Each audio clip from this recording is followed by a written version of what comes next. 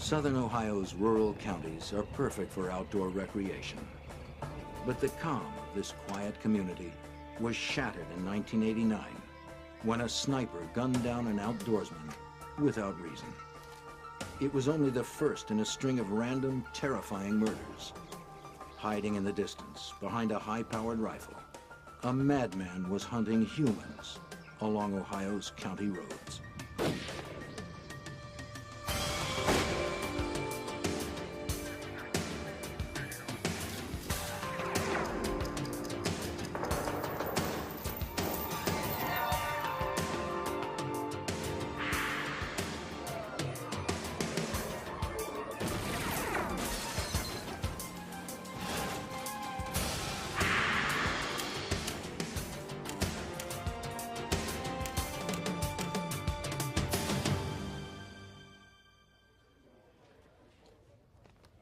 Starting in the spring of 1989, a madman prowled the woods and fields of rural Ohio. He was a hunter. A high-powered rifle was his weapon of choice. Joggers and fishermen were his quarry. The hunter roamed far, struck at random, and left no clues. He was as elusive as he was lethal. Investigators knew he had to be stopped, but no one knew how. I'm Jim Kallstrom, former director of the FBI's New York office. Most murderers have a connection to their victims and a motive for their crime, but not a serial killer. His victims are randomly chosen to fulfill an uncontrollable need to kill. Often he leads an ordinary life, his family and friends unaware of his homicidal passions. But serial killers establish profiles, as distinct as fingerprints, and when a match is made, it is only a matter of time before they are caught. The rural counties of southern Ohio are hilly, rocky, and wide open. A quiet place for coal miners, factory workers, and farmers. The kind of place where people leave doors unlocked and where violent crime is almost unheard of.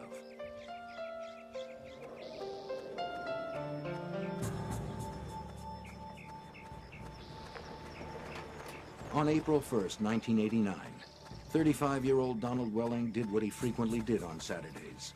He went jogging along the back roads of Tuscarawas County.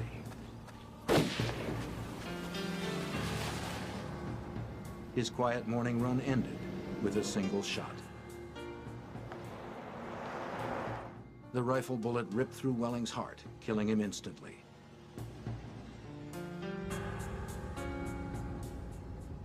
Local authorities could find no motive and not a shred of evidence.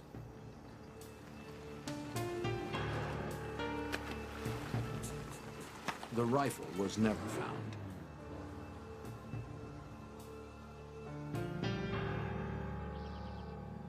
November 10th, 1990, another Saturday morning, 19 months later. 21-year-old Jamie Paxton of Bannock, Ohio, rose early to go bow hunting. Leaving his crossbow in the car, he took a walk through the tall grass off State Route 9.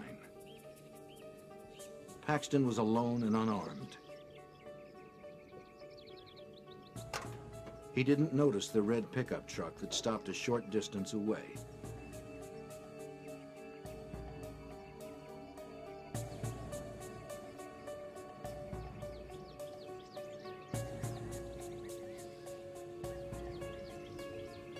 The gunman was quiet and careful.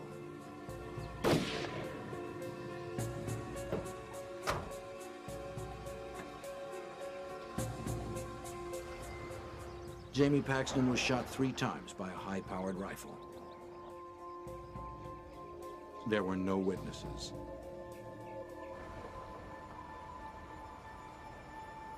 The killing horrified a quiet community that considered murder to be a problem for big cities. Hunting accidents are not uncommon in southern Ohio, but Belmont County Sheriff Tom McCourt knew right away that this wasn't a hunting accident. When we saw more than one wound, we knew that it could not be an accident. That an accidental death hunting accident is called a one-shot. Plus, we saw it was a bullet wound instead of something from an arrow, and gun season was not in yet.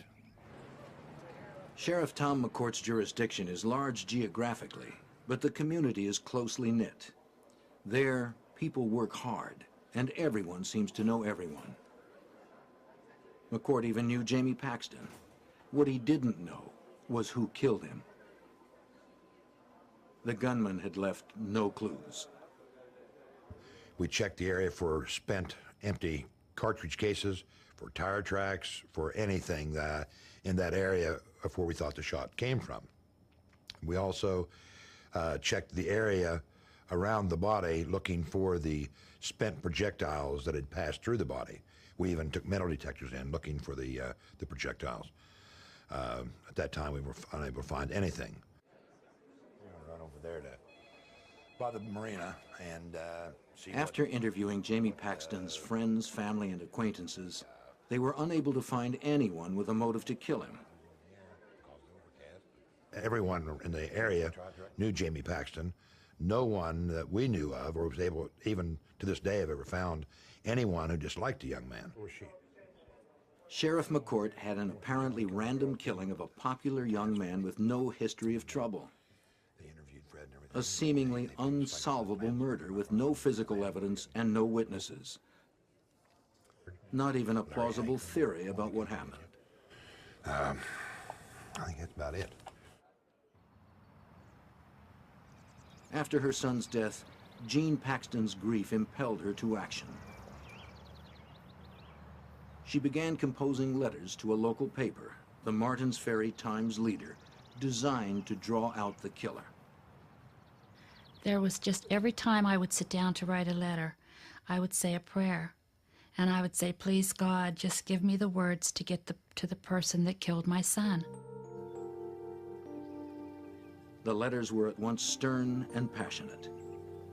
To the murderer of my son Jamie, she wrote, would it be easier for you if I wrote words of hate? I can't because I don't feel hate. I feel deep sorrow at losing my son. You took a light from my life last November and left me with many days of darkness. Have you thought of your own death? It'll happen. Unless you confess your sin and ask for God's forgiveness, you will face the fire and fury of hell at your own death. If the killer were reading Jean Paxton's letters, he seemed unaffected by them. On November 28, 1990, just 18 days after Paxton's murder, 30-year-old Kevin Loring was on a hunting trip in Muskingum County, Ohio, some 40 miles from where Jamie Paxton was killed. While his friends finished eating lunch, Kevin decided to get a head start.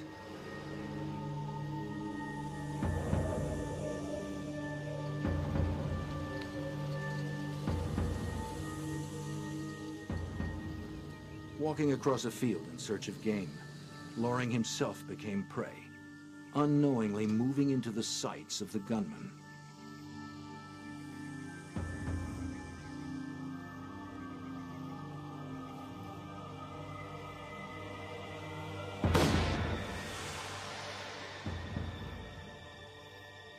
Loring was killed by a single gunshot wound to the head.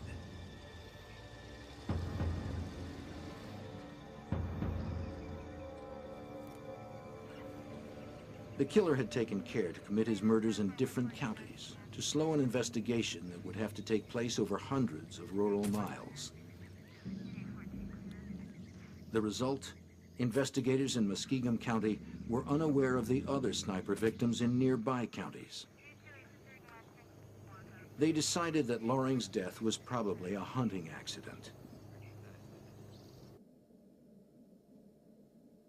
Jean Paxton never gave up. She kept writing throughout 1991, determined to draw out Jamie's killer.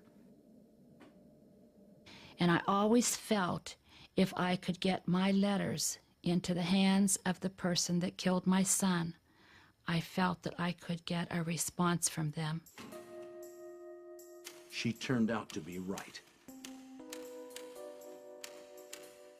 I am the murderer of Jamie Paxton, the typewritten letter read. Jamie Paxton was a complete stranger to me. I never saw him before in my life, and he never said a word to me that Saturday. Paxton was killed because of an irresistible compulsion that has taken over my life. I knew when I left my house that day that someone would die by my hand. I just didn't know who or where. I'm an average-looking person with a family, a job, and home, just like yourself. Something in my head causes me to turn into a merciless killer with no conscience. The letter arrived at the Martins Ferry Times-Leader a few days before the one-year anniversary of Jamie's death. The letter described the Paxton murder in chilling detail. I was very drunk, and a voice in my head said, "Do it." I stopped my car behind Jamie's and got out.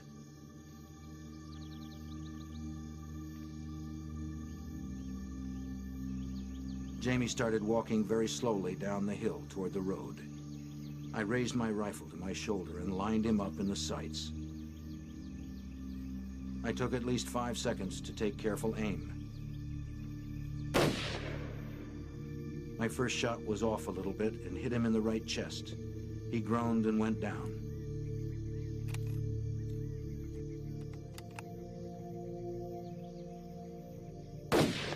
I wanted to make sure he was finished, so I fired a second shot aimed halfway between his hip and shoulder while he was prone on the ground. I jerked the shot and hit him in the knee. He never moved again. 5 minutes after I shot Paxton, I was drinking a beer and had blacked out all thoughts of what I had just done out of my mind.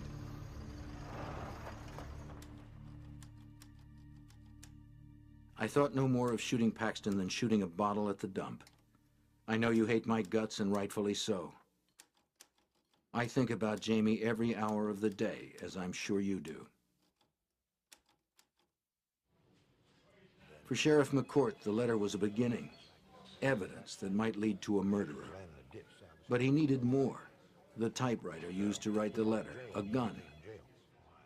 While investigators searched, the killer continued his own hunting.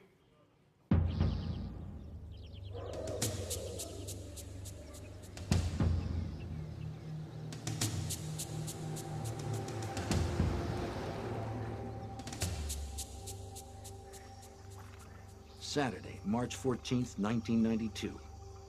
Claude Hawkins got off his midnight shift at the Pittsburgh Plate and Glass Company about sunup. It was a good time to fish, and Hawkins went straight to a favorite spot on the river below Wills Creek Dam.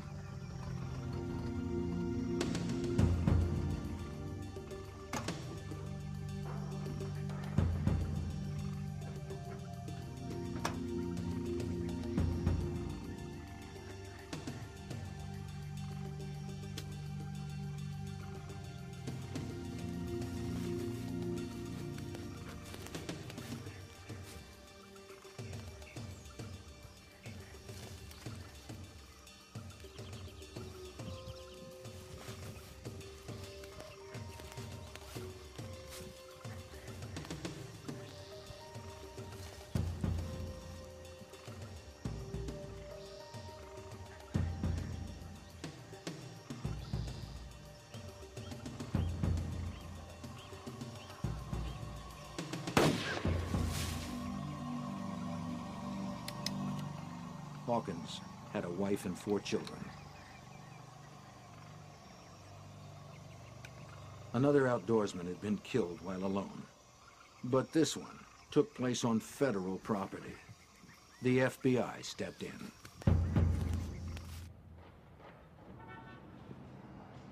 The FBI joined the hunt for the roadside sniper who just killed his latest victim on federal property. Investigators from the 3 counties involved, along with the FBI and the Ohio Division of Wildlife, formed a task force. It didn't take long to realize how few clues they had.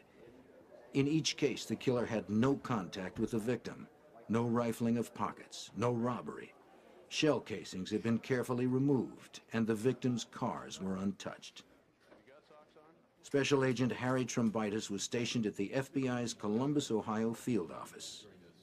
What we did know is that Mr. Hawkins died from a gunshot, and usually you would find some type of a shell casing in the area. And I remember looking very hard, metal detectors and hands and knees for any shell casings in that, and none were ever found.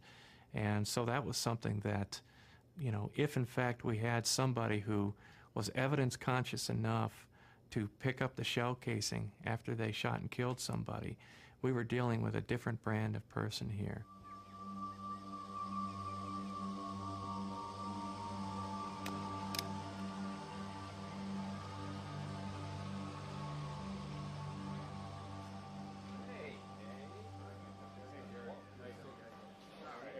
The multi-jurisdictional task force concluded that the death of Kevin Loring, first ruled accidental, was actually a homicide.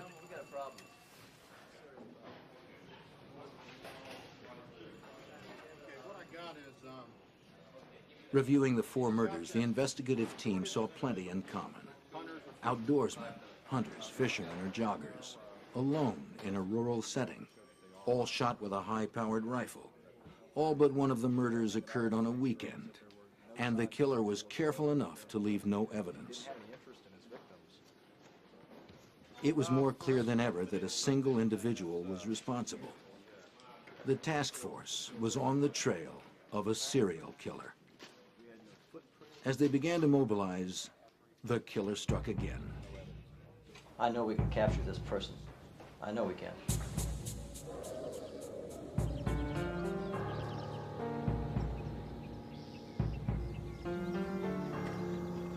10 days after the task force meeting on April 5th, 1992, 44-year-old steelworker Gary Bradley left his home in neighboring West Virginia to go pond fishing in Noble County.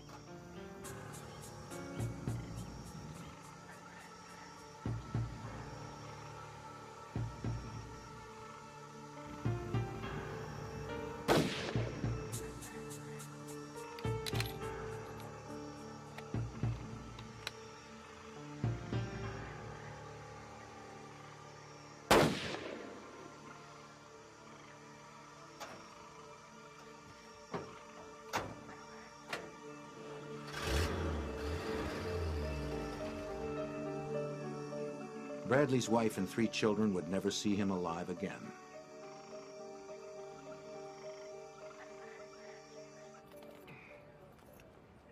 The task force had another murder. The road sniper had to be stopped. The task force wanted to learn more about the personality of the sniper. They asked the FBI to draw up a psychological profile of the serial killer. Such an outline would be invaluable in tracking him down. Major Dane Shryock of the Coshocton County Sheriff's Office headed the task force. Right after we had initially made an assessment that maybe these things might be linked, the Columbus FBI office set up a meeting to have the behavioral science unit come to Columbus, Ohio, and actually sit down and talk with the investigators of these 5 counties of the homicides.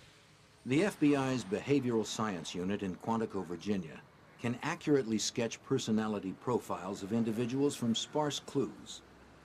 Larry Ankrum is a member of the behavioral science unit assigned to the road sniper case. He studied all the available evidence, the investigative reports of the 5 murders, and especially the letter that the killer had written to Gene Paxton.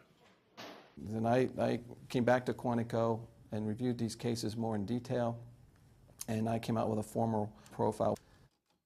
We were probably looking for a white male. We were looking for someone that was intelligent, someone who was an outdoorsman himself, someone that wouldn't look out of place in the woods, someone that was probably responding to some significant event in his life that was going wrong at that particular time.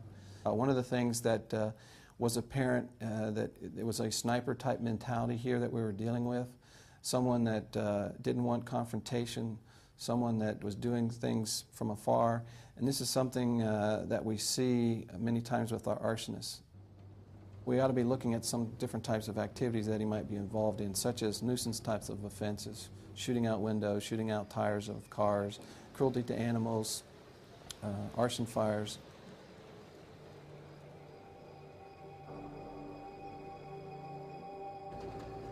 Ankrum believed that the violence was triggered by stress and fueled by alcohol. The task force now had a psychological sketch of the roadside sniper.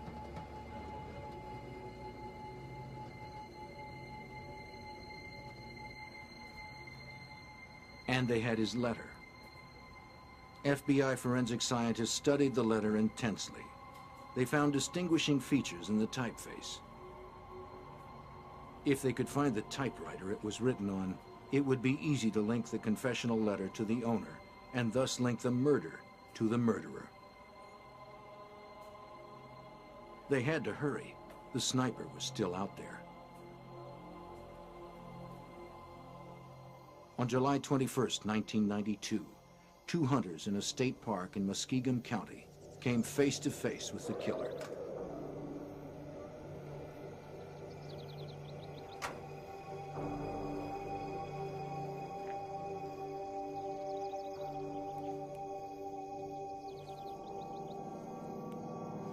As they moved through the brush, one of them noticed something terrifying.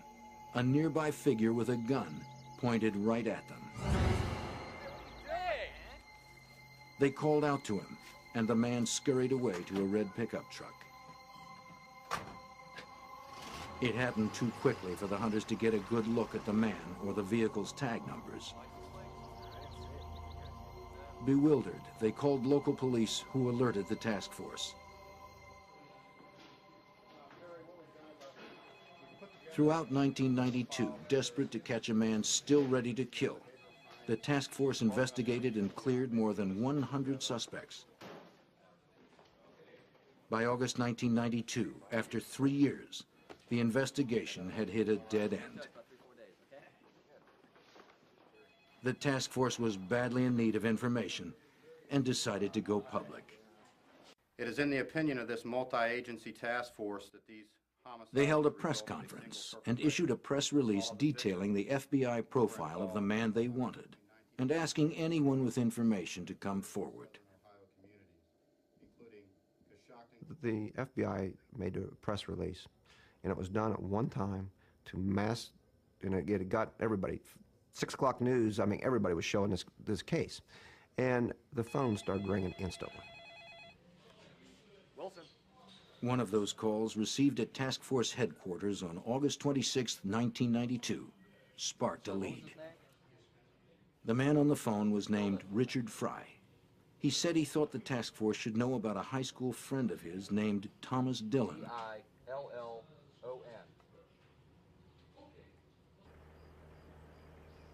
Investigators had a name and someone willing to talk. A task force member arranged to meet Richard Fry at a rest stop on Route 77. Tom Dillon. I went to high school with him. We grew up together. There, Fry talked about his old friend, Tom Dillon. He was always a little strange. They used to drive around rural Ohio, shooting at road signs and small animals.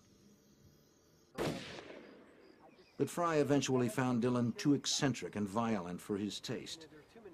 Obsessed with serial killers like Ted Bundy, Dillon had taken to killing family pets and cattle and setting random fires. Fry got married and for most of the 1980s forgot about his strange friend. But in 1989, Fry ran into Thomas Dillon at a gun show in Cleveland. Tom? Thomas. Dillon invited him to ride along with him again, just like in the old days. Old friendships die hard, and Richard Fry again found himself driving the back roads of rural Ohio, drinking beer and shooting road signs. But Dillon had deteriorated, Fry discovered. Dillon asked whether Fry thought Dillon had ever killed anyone. We've known each other for a long time. 20-some years, I guess. Yeah. Do you think I could ever kill anybody? Tom, you know, like you said, we go way back. I mean... He discussed how to get away with random killings, including the tactic of killing in different counties to thwart investigators. Kill them in separate counties, you know. They never connected. And being at random, They'd have no clues whatsoever. Not average, your average guy. Fry said that when he read the press release, he immediately thought of Tom Dillon. He gave a description of Dillon, including the vehicle he drove, a red pickup truck, just like the one spotted by the hunters. Yes, as a matter of fact, it is. Lieutenant Walt Wilson of the Tuscarawas County Sheriff's Office was a task force member. His job was to follow up on leads and tips, which were coming much more frequently as press coverage of the case increased.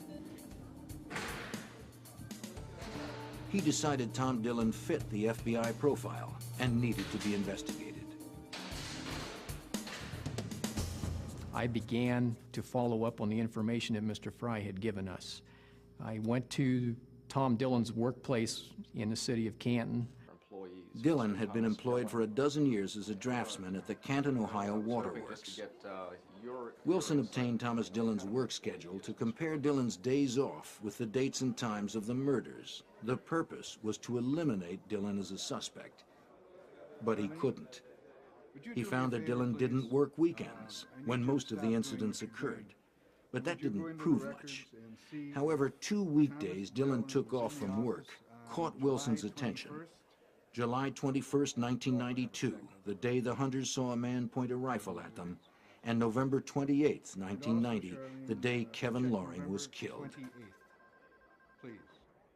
Dillon could be the one.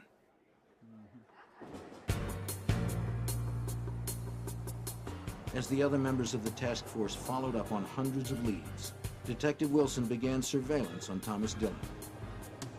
Maybe Dillon would return to a crime scene or lead investigators to more clues.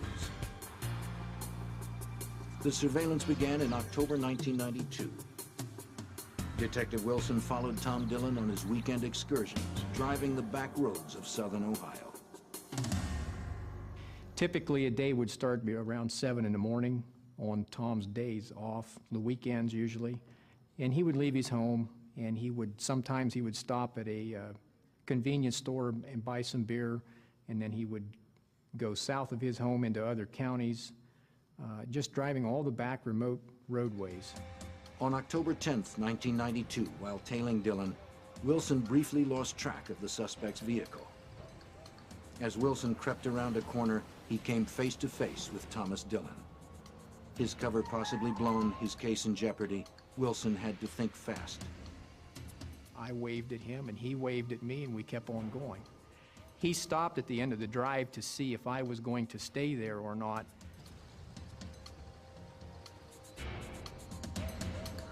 Wilson couldn't risk being identified.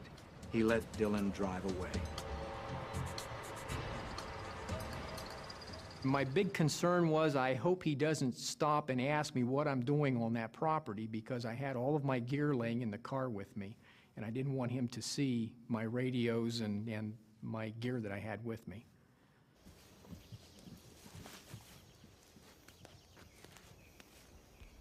A few days later, Larry Oler of Barnhill, Ohio, was hunting about 150 yards off a road in Tuscarawas County. He heard a car stop. Through the trees, he saw a stocky white male. The man lifted a rifle.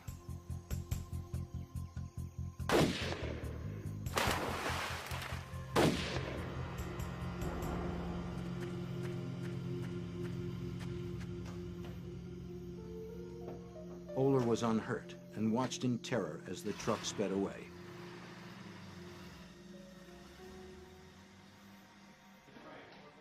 Although Oler's description of his assailant resembled Dillon, he was unable to make a positive identification. The task force realized that Thomas Dillon was their most likely suspect. Surveillance of him would have to be beefed up. Throughout October and November of 1992, the FBI coordinated a massive air and ground surveillance. Dillon was observed shooting road signs and busting car windows with rocks. Exactly the sort of petty vandalism outlined in the FBI profile. But if they arrested Dillon for vandalism, they might never gather enough evidence to arrest him for the murders. It is difficult to tail someone on an empty rural road in broad daylight. The stakes were high. If Dillon tried another shooting and the FBI weren't in the right spot, they could have another murder. If they crowded Dillon too much, they might be found out, and Dillon would slip into hiding. The ground surveillance had to be well off of Dillon. Agent Trombitis and Captain Shryock relied on the air surveillance as their eyes and ears. They would move in if something happened. One day, the surveillance team faced its worst fear. Trombitis and Shryock were far behind Dillon when the air surveillance called out an alert. Up ahead of Dillon, on the road, was the classic profile of a road sniper victim. A jogger, female this time, alone, in a rural setting. If Thomas Dillon were indeed the gunman, this jogger may be irresistible bait. Trombitis and Shryock got nervous. Hoping for the best, they sped forward. Dillon continued too, right toward the jogger.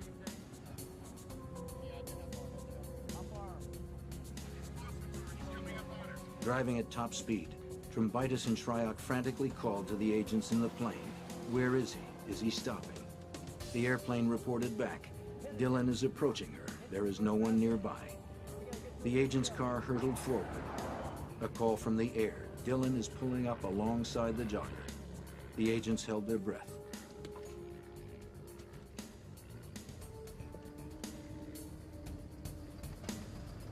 He passed her without incident.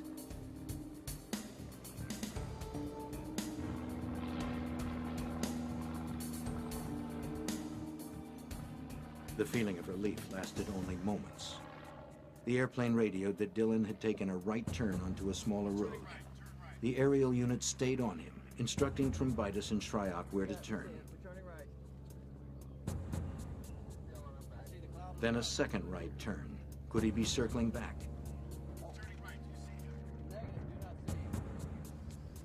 They called to the airplane. Is the jogger still there? Dillon continued to make right turns until he was back on the road the jogger had been on. His U-turn justified the agent's fear. He was going back for her. Where is the jogger? Trombitis yelled into his radio. Cannot see the jogger, came the reply. But the agents knew she had to be somewhere ahead of Dillon. If he came upon her again, they were sure he would kill her.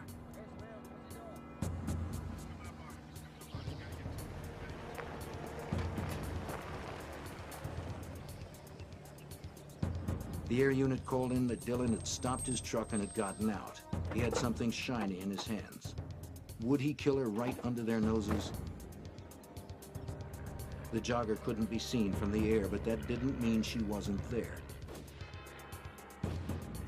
The agents in the car heard shots and feared that Dillon had struck again while under their surveillance. But the airplane radioed that Dillon was shooting a stop sign.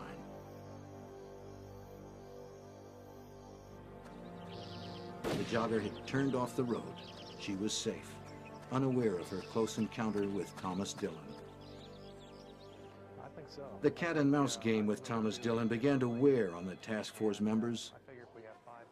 A lot of pressure. I mean, you're wondering whether this guy today is going to go out and kill somebody and you aren't going to be able to stop it. And you know that he's probably the one that is responsible for killing other people. You're working 14, 16 hours a day. You're living out of a car. You're drinking coffee like policemen, you know, and you aren't eating right. And the stress is tremendous. But the net continued to tighten around the suspect. The murderer, in his letter to the newspaper, had admitted being bothered by the Paxton murder and visiting his grave. Investigators returned to video footage of Jamie Paxton's grave recorded November 10th, 1991, the first anniversary of Jamie's murder. Many people paid their respects that day, but curiosity rather than respect was the agenda of one visitor photographed, Thomas Dillon. Investigators immediately recognized the man they had been tailing. Surely he was the sniper, but to earn a conviction they needed direct, incriminating evidence.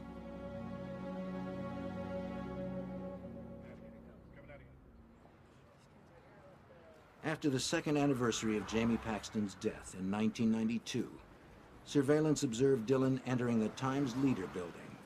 He bought a copy of the previous day's paper, full of the details of the Paxton Memorial Service. The FBI had good circumstantial evidence on Thomas Dillon, but they still lacked physical evidence, a bullet, a gun, or a typewriter, to link him with just one of the victims.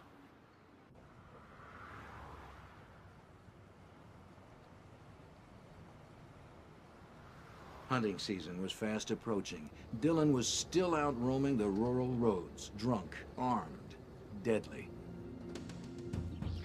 The communities of southern Ohio had been terrorized for 3 years. The people feared going outside, but tried to live normal lives. Dillon had to be taken off the streets. The task force knew Dillon had been in trouble in the past for illegally owning a silencer and was forbidden to possess firearms, a stipulation he clearly violated during his vandalism sprees. The task force had little choice.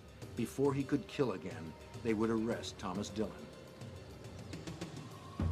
But the plan wasn't just to arrest him on a weapons violation, but to convince him he was caught red-handed and get him to confess to murder.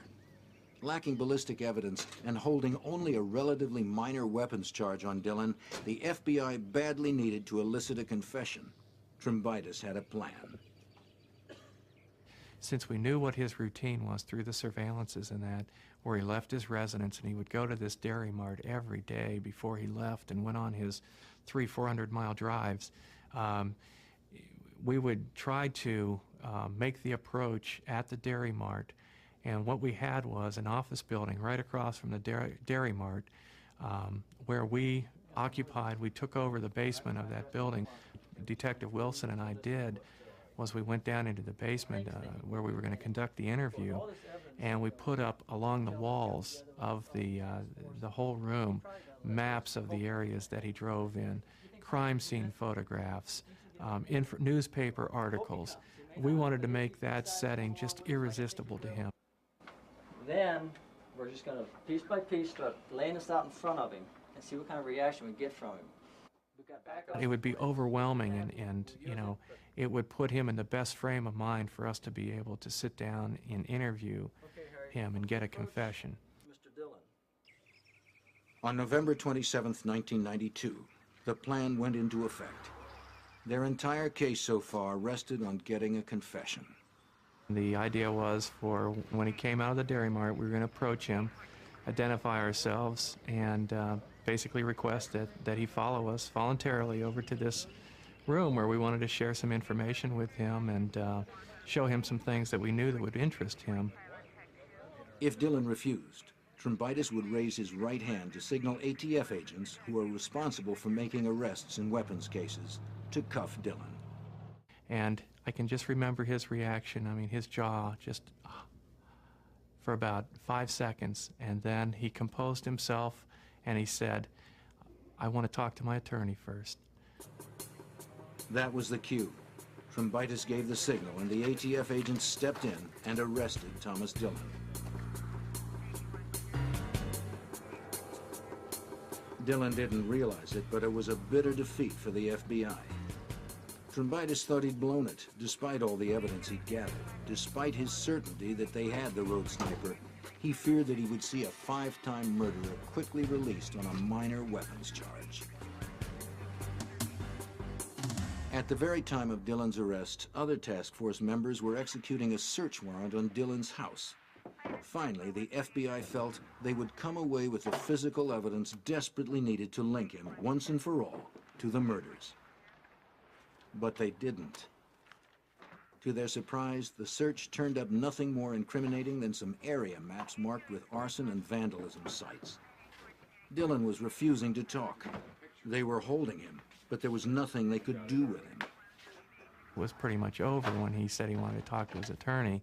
So we went back to the restaurant and we were going to have a cup of coffee, and all of a sudden we got the word that he wanted to talk to us. And so Walt and I jumped into our car and we made a beeline to Stark County Jail. Trombitis and Wilson confronted Dillon with one piece of evidence after another. Photographs, videotapes, newspaper clippings showing his link to the murders. I would pull out one piece at a time and show him, and just as we had suspected, he just was keenly interested in the information that we had, the surveillance pictures, the crime scene photos, you know, just the animal, you know, the shots of the animals that we had along the roadways and that. You could just see that he was just fascinated by that. Fascinated but not talkative, Dillon said it would serve no purpose to admit anything now. Another dead end for the FBI. Dillon's attorney was arguing that he should be spared jail time on the weapons charge. Now, unless something turned up on him very quickly, Thomas Dillon would have to be released. Thank the various representatives of the media for showing up today. The task force was now fighting the clock. Desperate for physical evidence, they held another press conference, appealing to the public for any information about guns they may have bought or sold with Thomas Dillon. Haven't had any contact with Mr. Dillon. Meanwhile, task force member Jerry Wade of the Ohio Division of Wildlife was following up on a tip. A witness steered Wade to a spot where he had seen Thomas Dillon firing his rifle a couple of years back. Wade hoped that would lead him to some ballistic evidence to link Dillon to one of the killings. This individual that brought it to our attention that he'd seen Thomas Lee Dillon shoot this deer with a rifle, thought the rifle might be one of them that was used. And if we could locate some physical evidence, the shell casings per se, and if we could get those and match them to the murder weapon, we could put that rifle in Thomas Lee Dillon's hand prior to the murders, which would really give us a lot stronger case as far as him possessing the rifle prior to the murders. The chances of finding small shells in such a wide area were slim, and it had been 2 years since the rifle had been fired there. Determined, Wade patiently combed inch by inch through a grassy field where the anonymous witness said he saw Dillon shoot the deer.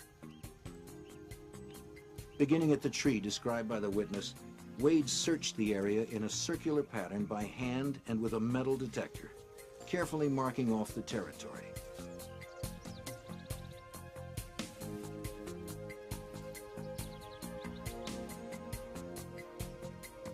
Miraculously, Wade hit the jackpot.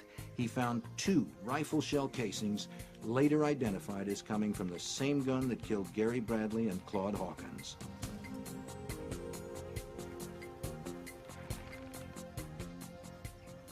Finally, a physical link to the murders. I felt like celebrating. It was just unbelievable that I found them, because after the time, the length of time that had been since the shooting and the incident, and the individual wasn't sure the location of the tree exactly. The scene had changed since he had been there. They had removed a fence row and pushed out the area. So I felt very, very much fortunate to find him, and I felt like a celebration at the time. It was just like, you know, it was a gift handed to you. Meanwhile, the publicity from the press conference asking the public for help was about to bear fruit.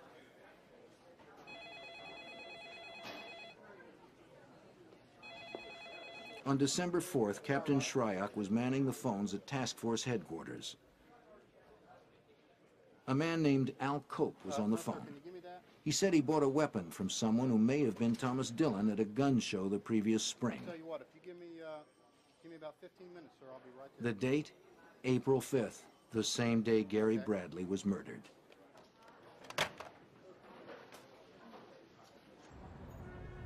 The rifle was sent to the FBI laboratory in Washington for ballistics testing. Special Agent Paul Schrecker is a ballistics expert for the FBI.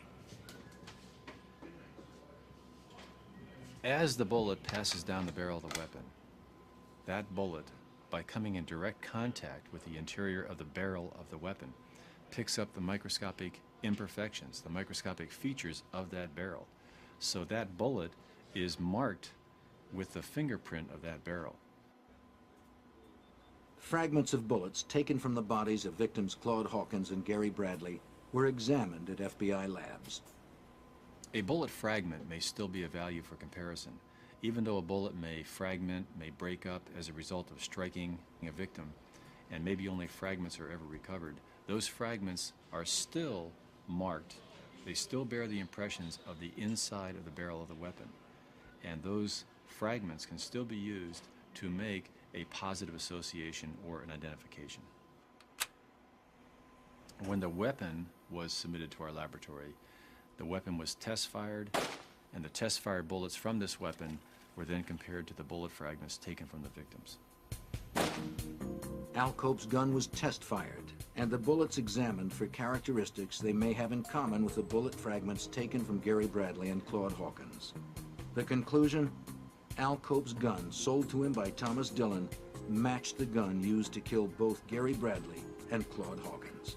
The FBI finally had the goods on Thomas Dillon.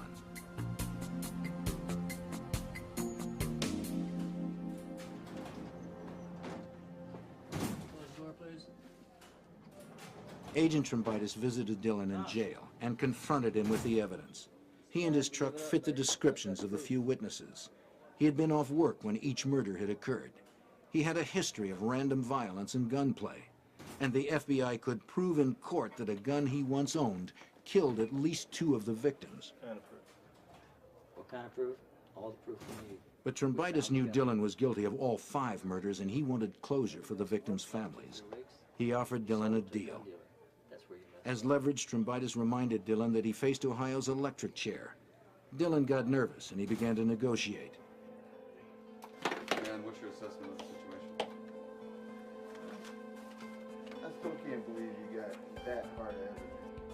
Well, we have evidence. Thomas Dillon met with the prosecutors in June of 1993. He agreed to admit to 5 killings if the death penalty were dropped as a possible sentence. Terms, 1 each for each of the acts committed. On July 9th, Dillon confessed to prosecutors in order to save his life.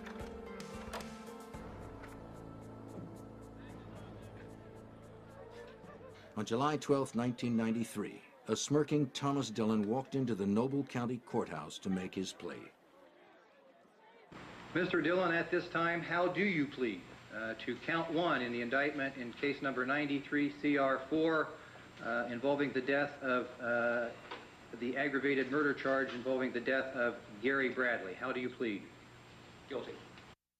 With the families of the victims watching, Dillon confessed to murdering Donald Welling, Kevin Loring, Claude Hawkins, Gary Bradley, and Jamie Paxton. He was still smirking and unrepentant as he left court. At this time of the indictment in case number 93 CR4. Guilty.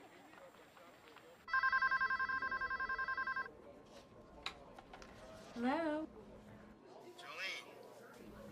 Tom. Thomas.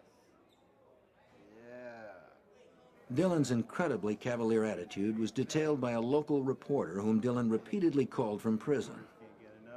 Marveling at his own violence, reveling in his celebrity, and laughing off the murders. Let's talk about the other guys. I mean, they Except one. Really good shit. He would not discuss the murder of Jamie Paxton. No, forget it, all right? Just forget it. Jean Paxton, Jamie's mother, was in court the day Dillon pleaded guilty. I just want to talk to him about Jamie, the kind of person Jamie was. Jamie was everything Thomas Dillon could never be. Dillon is a coward. He hid behind a gun, and Jamie was not that way.